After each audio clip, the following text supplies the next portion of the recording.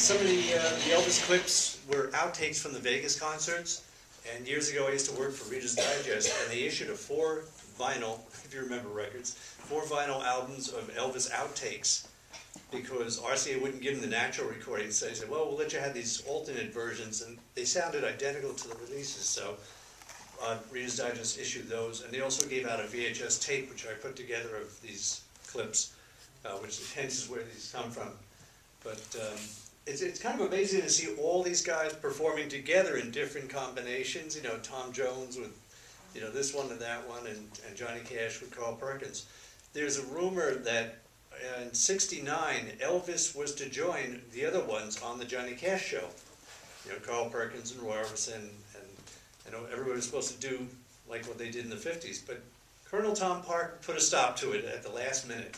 So it's a shame. Would have been nice if that had happened. But at least we've got all these other clips. So I was wondering if anybody has a question, and if Connie could conduct it. You know, if somebody raises their hand, just, you know, Connie kind of picks them out. Yell out, shout out. Go ahead, Terry. Do you have those complete shows, or are those just little clips from the show? No, I've got the complete shows. Some of the Johnny Cash things that you saw were actually outtakes. They were never issued, because if you notice in some of them, he's coughing. Yeah. Or he's got a bad cough or something. So they had to scrap that take, and they did a couple of more takes until he got it right. But these were never issued. The Tom Jones sections were really something. Wasn't he something? I used to watch this show on TV, and I forgot how good he was. Yeah, that's exactly what I thought. When I saw them, I just forgot how great he The was. Jerry Lee Lewis part, I was impressed. Yeah. They were together, I thought. Weren't they really great Yeah. together? It's I thought amazing. so. They should have recorded a record. I know. It's sad they didn't, but he just got along with everybody, and he seemed to work really great with everybody I've seen him with. Even the Moody Blues and Janis Joplin, Really. which is amazing when you watch them sing together. And The Who. When did Elvis die? 77. 77. 70. In fact, his birthday's coming up in January. Which date? Oh, anybody know? Was it January 26th, I think it is, around there? The 5th. The 5th. 25th or the No, 5th? the 5th. The 5th. January Right. 5th. Well, we should do an anniversary show for him. Right? I think that'd be cool. Got a lot of the concerts. What year was that filmed in Vegas? That was in 72. That's 72 that was, with the white jumpsuit. He was a bit of a wise guy with the ladies, you know. I noticed in a couple of the shows, he's kind of off color a little bit, which you don't expect from him. Anybody else have questions? Anybody? Yeah? There was a gentleman here last week speaking about John Lennon. He wrote a book about John Lennon. There was a question about whether the Beatles, you could argue they were part of the first generation of rock and roll because they played together in the late 50s, and they toured with Roy Orbison, I believe, in England for an extended period of time. They were his opening act. Huh. And Carl Perkins. And he came over there too. And Okay. yeah, and that's where George loved Carl Perkins, you know, and you can see how George did, well, the Beatles did Honey Don't, and Right. George did Everyone's Trying to Be My Baby Now and all these other things. But he always had that big guitar, like Carl Perkins did. Right. If you read George's book or anything on George, you know he was just worshiped Carl Perkins, and rightfully so. I was wondering your thoughts on, having watched these films and the other ones that you have, how the Beatles, let's say they were of that generation, how they evolved so incredibly during the 60s, but these guys didn't seem to, and I wonder why that might be. They were so deep into the rhythm and blues, I guess, they didn't... It's kind of hard, you know, but when you come from that strong background of gospel roots and the folk roots and the country roots, you're just not going to shake it, because that's what was successful for them. It worked time and time again, and when people saw them in concert, that's what they expected. Yeah, how many times have you seen an act change the act all of a sudden so drastically that it just tanks? You know, you probably won't hear another record from them. Yet it happens. But no, when you see Johnny Cash, he does all the same songs, all the same hits, and you know, the Grateful Dead played Madison Square Garden last night, and even though they don't have Jerry Garcia, I asked somebody on the train ride home, I didn't see it, but I was coming back, I said, how are the Dead, how'd they do? And they said, oh, it's the same old show, you know, as it was 30, 40 years ago, but no, they're great. And that's what people come to expect. You know, it's like Elvis, he did all these other songs, you know, that he was famous for. The Beatles mixed it up a little bit. did Sun Records sort of choose to cover those sorts of artists, and because they were more restrained than that first Elvis was like the most rambunctious of the entire movie. Right, and they had to film him from the waist up. Yeah, well, because he wiggled too much, you know. His hips were just kept going, his legs kept going, and mothers groups and civic groups and religious groups said, "Oh, he's blasphemous," you know. You can't show that on TV. But now, you know, it's gotten a lot more open. So he doesn't. We had much stricter censorship back then. Oh, everything was much, you know, stricter censorship. Sure, even the Ed Sullivan Show. You know, people didn't like Sullivan because he put this wild man on TV, but it proved to be the biggest attraction and the biggest ratings thing. You know, he was no dummy, and the Beatles too. There was the scene when he's on the Steve Allen show, and Steve Allen refers to a problem on the Milton Berle show. Oh yeah. And they kind of make fun of it. What was Right. that? Any idea what it was he did on the Milton Berle show? Well, Milton Berle caught a lot of flack because he showed Elvis from the waist down. Oh, okay.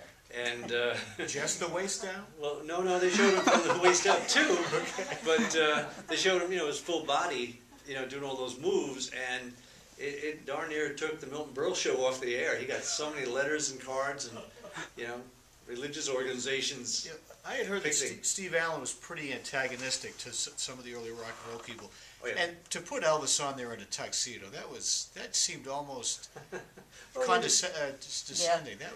Yeah. That was Steve Allen's idea, right? You're going to be in my show, I'm going to put you in a tuxedo? Sure, because he wanted him to look classy and present him to the audience and make mothers love him.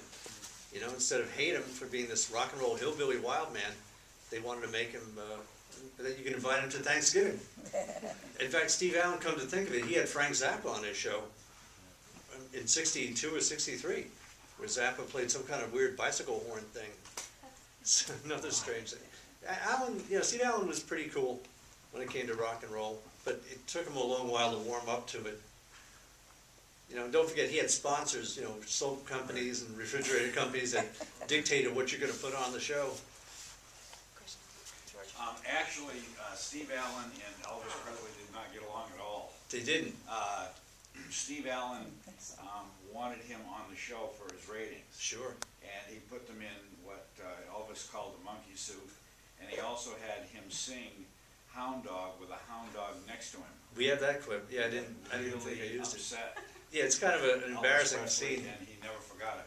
Yeah, and I think it was a New Year's show or something around that time, so he has a hound dog and a New Year's hat or something. It's a little He strange. took it as they were making fun of him. Well, yeah, but Alan was also a comedian, you know, before Johnny Carson. He had the Tonight Show, and he did these crazy bits of comedy, so I think he looked at it sort of like that. Maybe Elvis didn't. though. No, I'm sure he didn't know Tom Parker either. I'm sure he didn't like it either. But at least he got, you know, famous. So, any other questions? Here? Yes. Oh, here. Thank you. Yes. Hi. Before the RCA contract, Elvis did some records for Sun. Do you have any tapes that would show some of those songs being performed?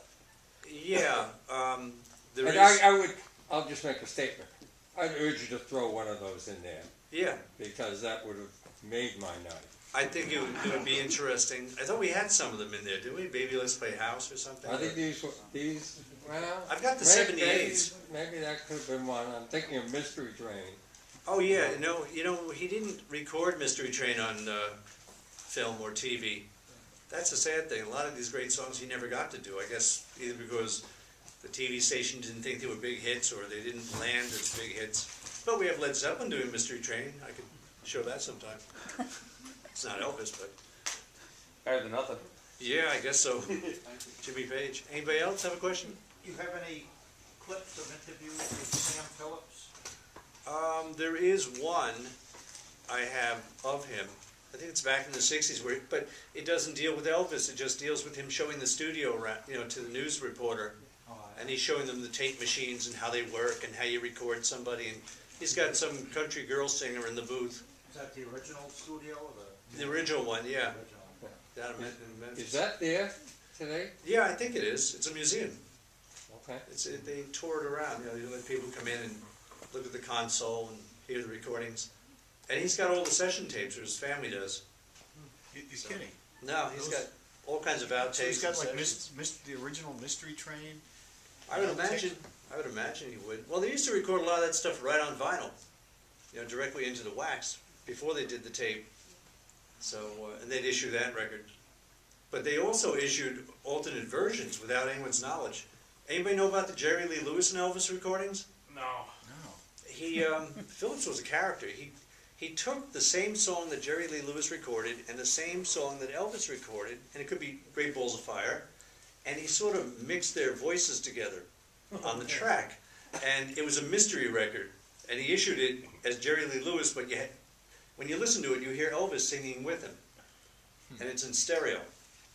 There was some albums out several years ago, Elvis and Friends, and it showed the three main Sun people, but just the back shot of Right. someone that was supposed to be Elvis. And it had all of their voices on it. Right.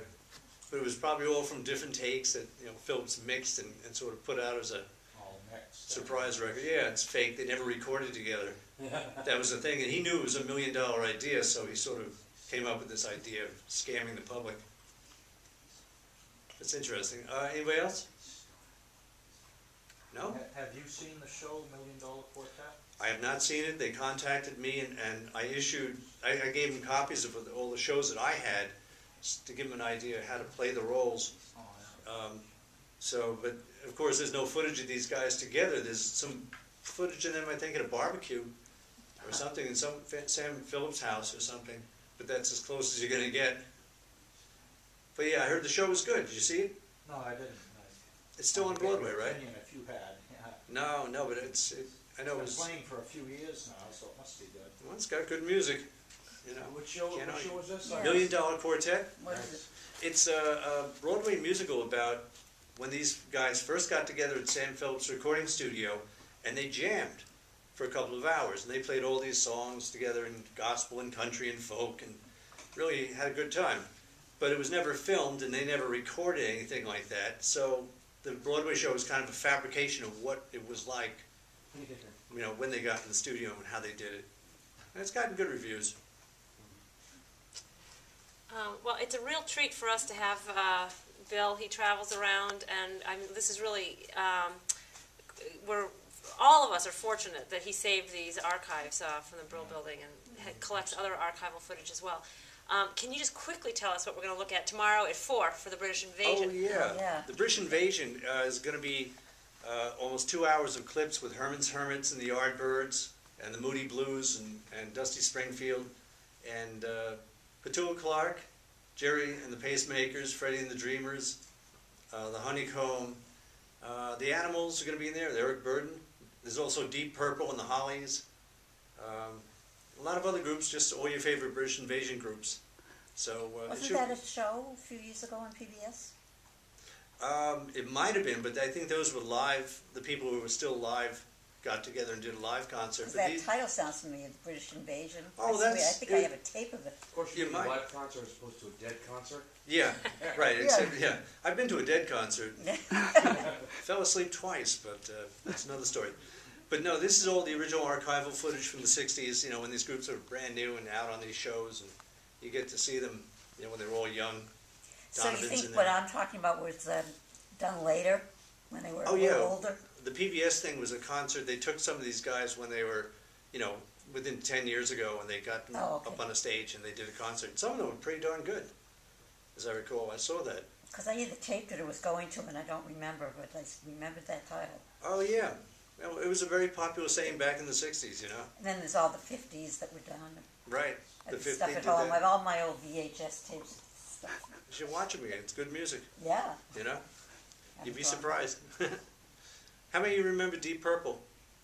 Remember the song Hush? Yeah. Yeah. Oh, all right. Well, you're going to get to see them do that tomorrow live. And a whole lot of other groups as well during the British Invasion years from about 63 to about 70. Dave Clark 5 is in there, and Van Morrison with his group. So, if you like that kind of music, come on tomorrow and bring your friends. And maybe in the future we could do some more shows. Sounds good. Thank you Yeah, for coming, thank you. you know, and thank you very much. Get home safe, and sign up as a member as you leave.